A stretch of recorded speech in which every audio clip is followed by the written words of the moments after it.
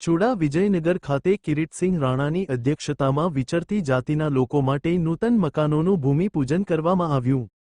ચુડામાં VSSM સંસ્થાના મિત્તલબેન પટેલ તેમજ લીંબડી ધારાસભ્ય કિરીટસિંહ રાણાના હસ્તે ચુડામાં 13 સરાણીયા પરિવારોના ઘર નિર્માણ માટે ભૂમિપૂજન કરવામાં આવ્યું હતું.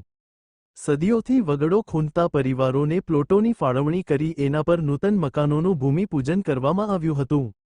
એક ગામથી બીજે ગામ પોતાના પરંપરાગત ધંધા અર્થ રજળપાટ કરતા પરિવારો સ્થાયી થાય અને તેમના બાળકોના ઉત્તમ આરોગ્ય, શિક્ષણ અને ભવિષ્ય માટે તેમના ઘરો બંધાય અને પરિવાર સાથે સુખેથી રહે તે માટે સરકાર અને વીએસએસએમ સંસ્થા કટિબદ્ધ છે.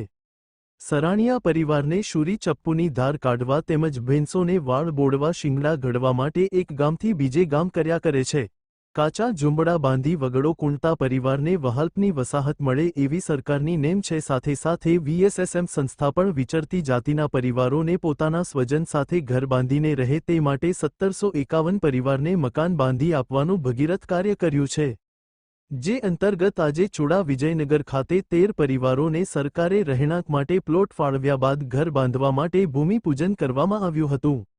આ વિચરતી જાતિના પરિવારોને વગડાથી વહાલ્પની વસાહતમાં લઈ જવા માટેનું શુભ કાર્ય થઈ રહ્યું છે.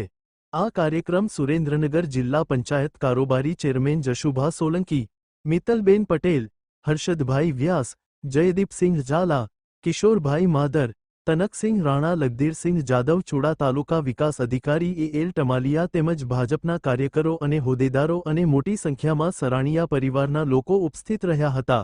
રિપોર્ટર કલ્પેશ વાઢેર, સુરેન્દ્રનગર.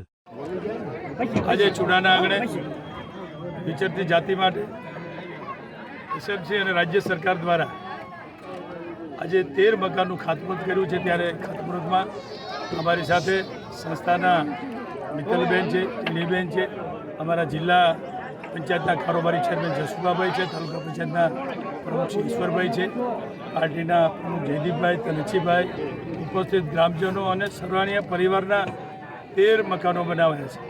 આજે 1,20,000 રાજ્ય સરકાર આપે છે અને આમ તો 2,70,000 થઈને આખું એક મકાન પૂરું થવાનું છે.